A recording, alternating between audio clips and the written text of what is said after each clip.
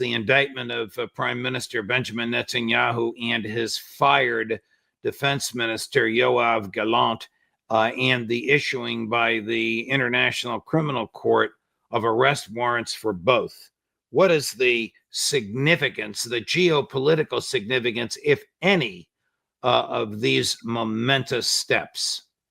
Well, from a political standpoint, obviously, it's a sharp blow against Netanyahu, Gallant, and Israel, because the implication behind the indictments, the issuing of these warrants for arrest, is that they have committed criminal acts, acts of genocide.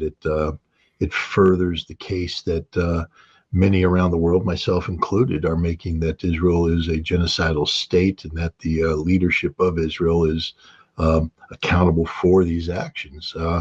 So it's damaging in that way. But anybody who thinks that Netanyahu will ever have a pair of ICC handcuffs placed on him, it will never happen.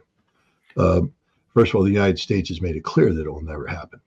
And the United States is on record telling the ICC, if you ever arrest an American service member, if you ever try to bring charges, we passed a law that said we can come in and kill you. When they would treat Netanyahu as if he were an American. I mean, let me back up. Suppose his plane needs fuel and he lands in Iceland and they come out to arrest him on the tarmac. What happens? The United States puts Iceland on notice that that's an act of war. We will treat it as an act of war. We've said that the ICC has no jurisdiction, and we've said that we will protect him. We treat Israel as an extension of the United States. Again, for anybody out there thinking that I'm happy about this, I'm not. I would love to see ICC handcuffs on this man. I would love to see him in The Hague. I'd love to see him rot in jail. But the United States has made it clear that the ICC has no jurisdiction over Israel.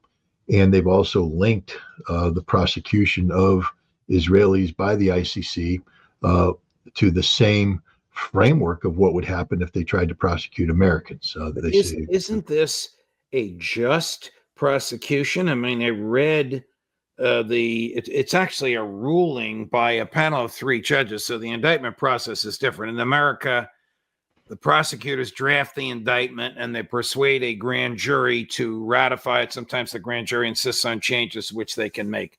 In the ICC, a panel of 3 judges receive the application for the indictment. They write the indictment, the 3 judges do, and they write an opinion justifying it. The opinion is devastating towards Netanyahu. It is basically what you and others on this show have been telling us for the past, year and a half, going back to October 7th, the slaughter of innocents, the deprivation of food, water, shelter, and medicine to innocents. These are war crimes, and these indictments surely are deserved by any measure of justice other than that as seen through the Zionist eyes.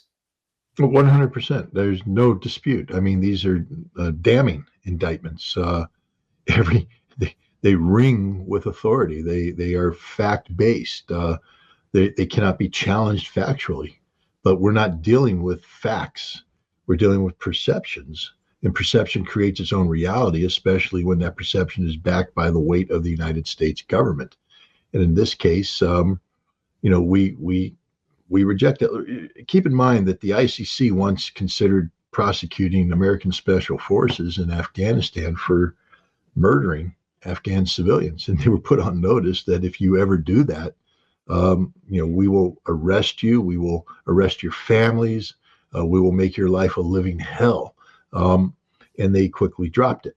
And as like I said, the Congress has passed a law that basically allows the United States to use military force to recover any American personnel that have been who happen to have been arrested by the ICC. And this what is the ICC? Who owns it, runs it, staffs it, stocks it, makes it legitimate? Is it the UN? No, the ICC is not the International Court of Justice. The ICJ is a body mandated by the United Nations. It is the highest body in the land for dealing with legal precedent regarding international law. The ICC is a creation of the I think they call it the Rome Treaty, but it's the Treaty of Rome, which the United States and Israel did not sign. We didn't sign. We're not signatories, so we say it doesn't apply to us. And this was designed to hold to account African, warlords, dictators, to hold to account, bad Serbs, bad Croats, to hold to account the lessers. It was never meant to hold to account the principles. The ICC was never meant to hold to account the United States or any NATO nation, nor will it ever hold them to account. It just isn't going to happen, which is why the concept of holding Israel to account is absurd on the face, not because of the lack of legitimacy for the cause, but this court wasn't built. It wasn't intended, wasn't structured to go after the Israels of the world, even though Israel deserves it. Chris, do we have the clip that we ran for Professor Sachs, which is Prime Minister Netanyahu's comments back in April when the word had circulated that he might be indicted? Listen to this. This will aggravate you a little bit, but listen to this, Scott. You have to hear this to believe this. The International Criminal Court in The Hague is contemplating issuing arrest warrants against senior Israeli government and military officials as war criminals. This would be an outrage of historic proportions. International bodies like the ICC arose in the wake of the Holocaust committed against the Jewish people.